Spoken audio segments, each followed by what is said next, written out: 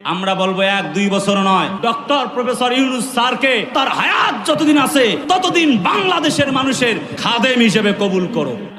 কি হয়েছে? কোনো সমস্যা হয়েছে? কি কি কি বলতেছো? আপনার লোক কত হয়েছে কি? আপনি আলোচনা করেন। কত স্লিপ দেন। না না, আমার সাথে কি কথা হয়েছে? তোমার তো কইছেন আপনার কিছু? হ্যাঁ, আমার দুই কইছিনি কিছু? না। তাই না, আচ্ছা, আমরা আওয়াজ করেন। এই কামাল, এদিকে আসো। তুমি এদিকে আসো না, আমি অসুস্থ। আমি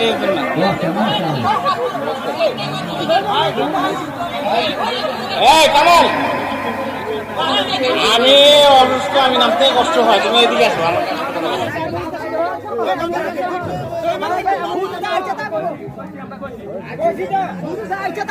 এই কোনো কথা হবে না, কথা থাকলে আমার সাথে বলবো।